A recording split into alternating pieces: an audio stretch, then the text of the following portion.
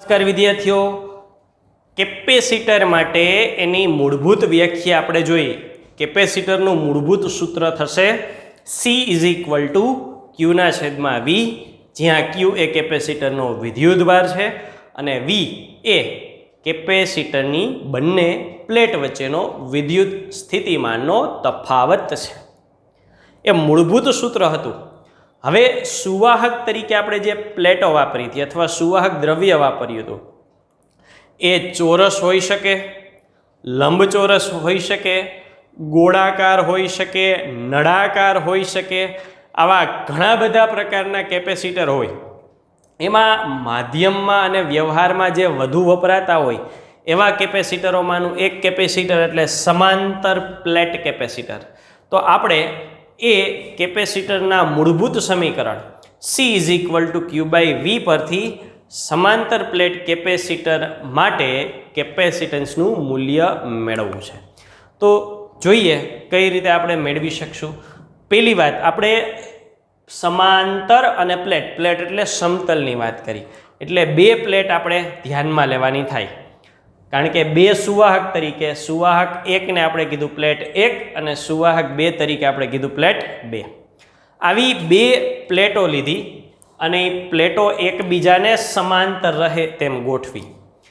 Plate સાથે સંકળાયેલી ભૌતિક રાશિઓ 1 by 1 આપણે ધ્યાનમાં લઈએ તો સૌથી પહેલો મુદ્દો છે વિદ્યુત ભારની પૃષ્ઠ ઘનતા. હવે એક પ્લેટને આપણે ધન લેવાની છે, એક પ્લેટને આપણે ઋણ લેવાની છે. તો આપણી રીતે આપણે આ નામ નિર્દેશન આપીએ. ઉદાહરણ તરીકે આ જે પ્લેટ છે એને હું ધન વિદ્યુત ભાર ધરાવતી પ્લેટ વડે દર્શાવું છું અને આ જે વિદ્યુત ભાર છે પ્લેટ છે એને ઋણ વિદ્યુત ભારિત પ્લેટ કહું છું. એટલે આ ધન પ્લેટ છે અને ઋણ પ્લેટ છે. હવે વિદ્યુત ભાર માટે ઘનતાની વાત કરીએ તો પ્લેટ દ્વિપારિમાણિક પદાર્થ છે એટલે પૃષ્ઠ ઘનતા શું થશે? સિગ્મા. આના માટે જો વાત હોય તો આની થાય પ્લસ સિગ્મા અને આની માઇનસ સિગ્મા, કારણ કે વિદ્યુત ભાર બે પર સરખા લેવાના છે, પ્લેટે બંને સરખી છે. પ્લેટ પરનો વિદ્યુત ભાર કેપિટલ Q, આના પર પ્લસ Q, આના પર minus Q.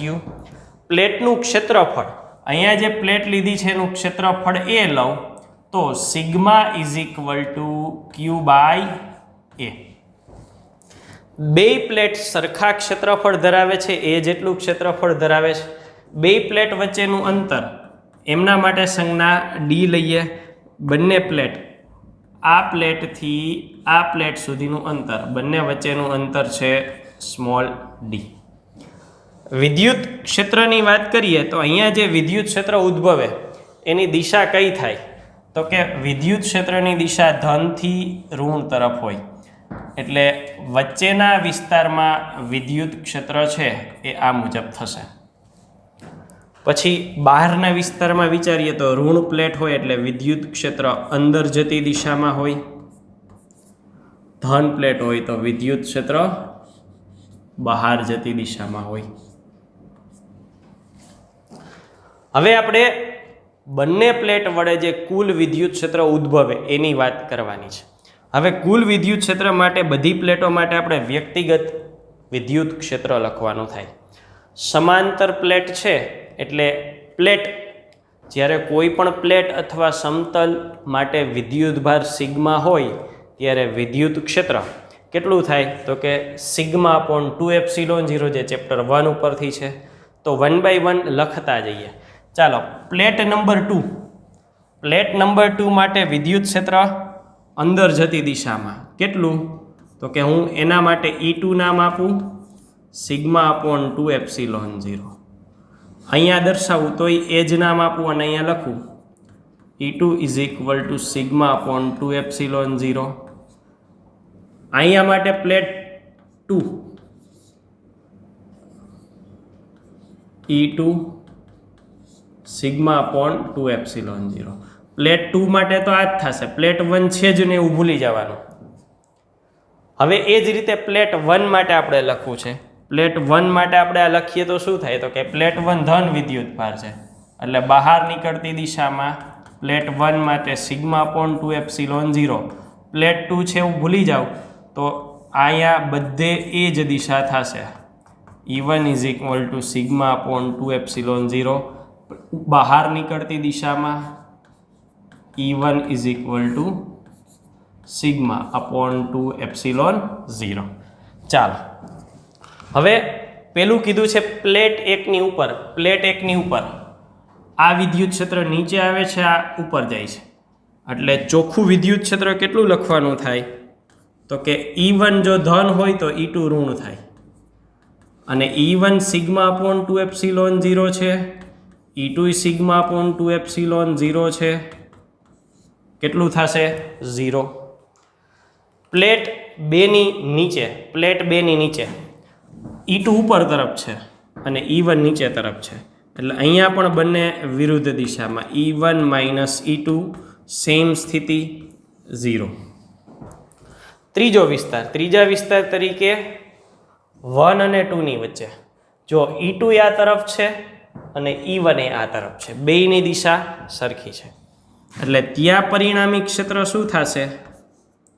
E1 plus E2 sigma upon 2 epsilon 0 વત્તા સિગ્મા અપોન 2 એપ્સિલોન 0, અને આ બંનેનો સરવાળો થાય એટલે થશે સિગ્મા અપોન એપ્સિલોન 0.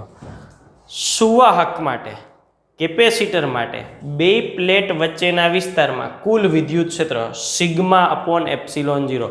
છોકરાઓ ખાસ યાદ રાખો, કુલ થઈને આ થયું છે. આપણે આગળના ટોપિકમાં પણ આવું એક સૂત્ર મેળવ્યું હતું, પણ એ માત્ર સુવાહકની સપાટી પર વિદ્યુતભાર મૂકીએ ત્યારની સ્થિતિ હતી.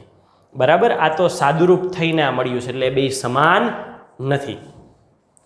વિદ્યુત ક્ષેત્ર મેળવ્યા પછી આગળ વધીએ. હવે એક નાનકડો પોઈન્ટ છે એમાં, fringing of the field. Fringing of the field એટલે શું? તો કે આ આકૃતિમાં મેં જે એરોની નિશાની અત્યારે કરી છે એ દૂર કરું છું ને ફ્રિન્જિંગનો એક્ઝેક્ટ અર્થ જોઈએ તો કે અહીંયા વિદ્યુત ક્ષેત્ર જ્યારે આપણે દર્શાવીએ છીએ ત્યારે મેં આદર્શ સ્થિતિમાં એવું દર્શાવ્યું કે વિદ્યુત ક્ષેત્ર છે એ આ રીતે છે, પ્લેટ 1 થી પ્લેટ 2 તરફ.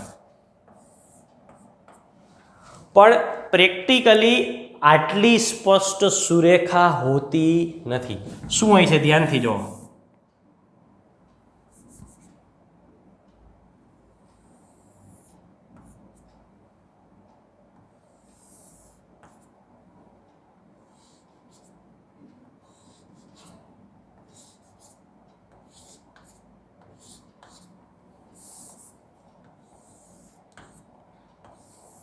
આ મેં ધન પ્લેટ માટે દર્શાવ્યું, આવું જ ઋણ પ્લેટ માટે. પણ એમાં અગત્યનો પાર્ટ શું છે તો કે પ્લેટ હોય ને ત્યાં આ ક્ષેત્ર રેખાઓ સુરેખ નથી. આપણે સુરેખ દોરીને કરીએ છીએ પણ આ ખરેખર સુરેખ નથી. એવું અહીંયા પણ લાગુ પડે. અહીંયા તો ક્રમિક વિસ્તારો આવતા હશે ને એટલે એની અસર બહુ ઓછી થઈ જાય છે, એટલે આ વિસ્તાર છે ને ત્યાં તો લગભગ સુરેખા થઈ જાય છે, પણ આ વિસ્તાર એવો છે કે ત્યાં તો એ સેજ વળી ગયેલો હોય છે. એટલે આ જે સેજ વળી ગયેલો છે ભાગ, એ ભાગને કારણે આ વિસ્તાર રચાય છે. પ્લેટની કિનારી પાસે ક્ષેત્ર રેખા વક્ર હોય છે, અર્થાત સંપૂર્ણ આપણે દોરીએ છીએ એવી સુરેખા હોતી નથી. કિનારીનો ભાગ હોય ને ત્યાં વધારે જોવા મળે, અંદરના વિસ્તારમાં બહુ એટલે બહુ ઓછું જોવા મળે. એ જે જોવા મળે છે એને કહેવાય ફ્રિન્જિંગ.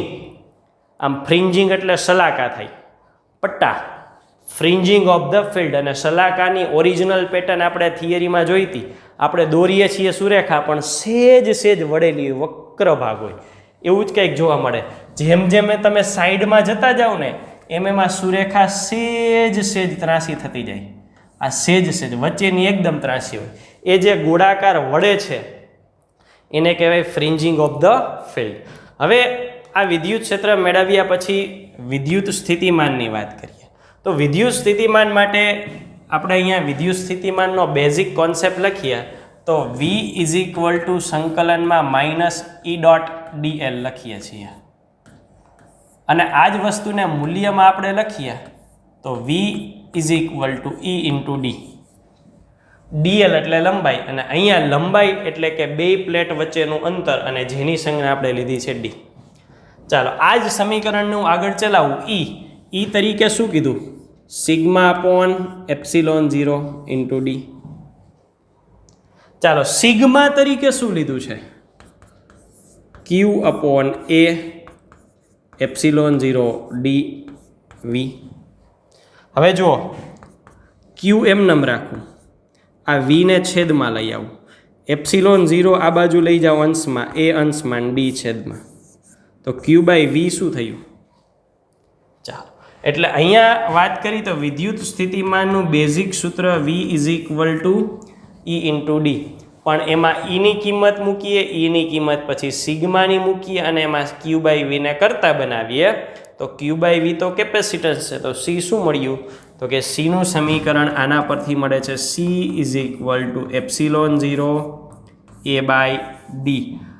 અને આ મુદ્દો એટલે આગળના ટોપિકમાં આપણે એવું કીધું કે કેપેસિટન્સનો આધાર Q એટલે કે વિદ્યુત ભાર પર નથી, અને V એટલે વિદ્યુત સ્થિતિમાન પર પણ નથી.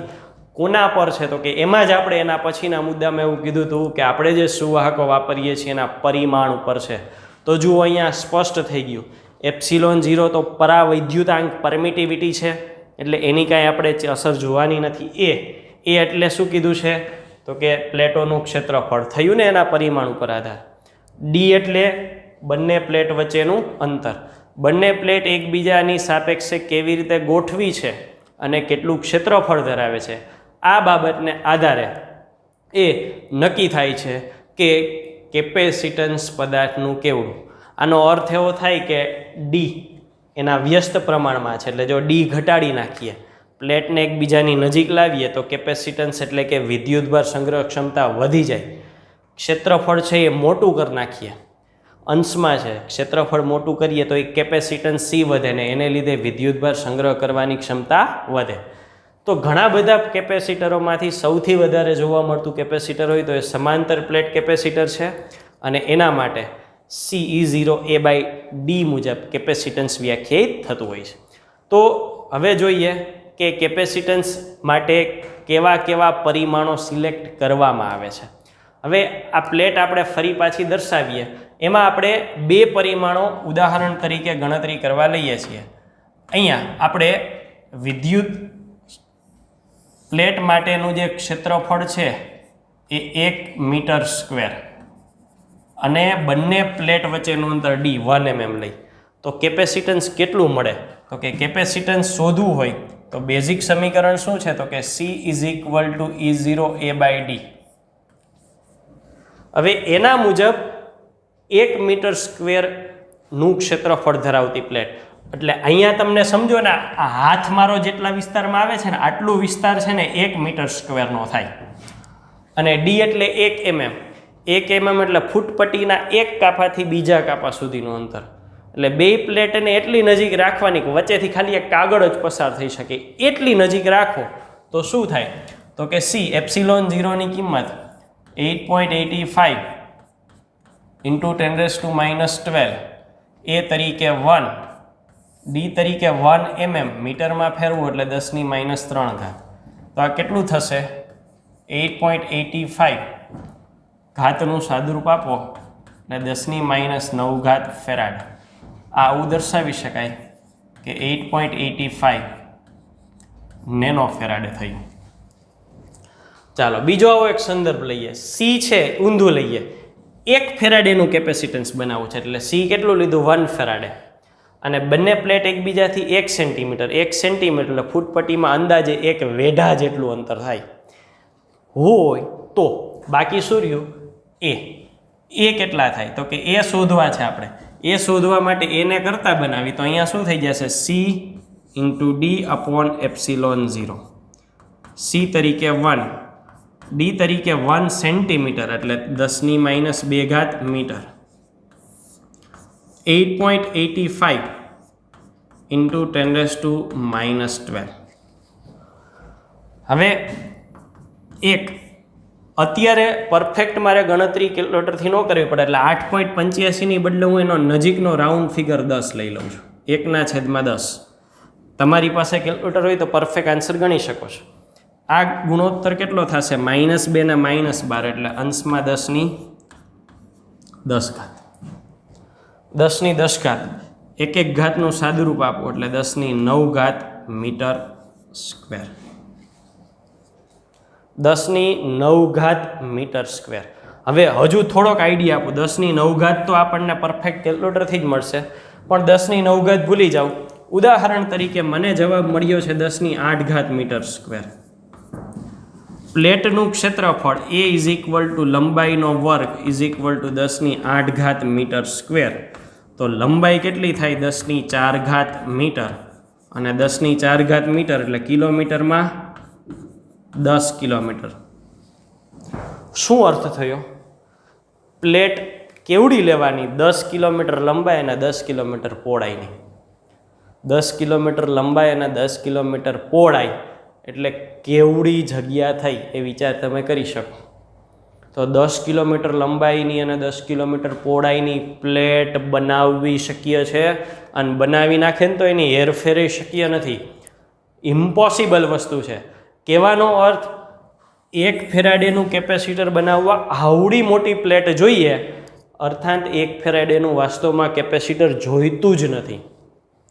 વાસ્તવમાં કેપેસિટર જે જોઈ છે ને એ કેપેસિટરના મૂલ્ય ખૂબ નાના હોય છે. ખૂબ નાના એટલે nano faraday, pico faraday, micro ફેરાડેમાં હોય છે. આપણે પંખામાં ઘણી વખત પંખો ફરવાનો ધીમો થઈ જાય, પૂરતી સ્પીડ ન મળે, એટલે ઇલેક્ટ્રિશિયન આવીને એવું કહે કે કેપેસિટર બદલાવવું પડશે. એટલે કેપેસિટર બદલાવે ને પછી અંદરથી જે ખરાબ થયેલું કેપેસિટર કાઢે એના ઉપર ધ્યાનથી જોશો તો નેનો ફેરાડેમાં એનું રીડિંગ લખેલું હશે.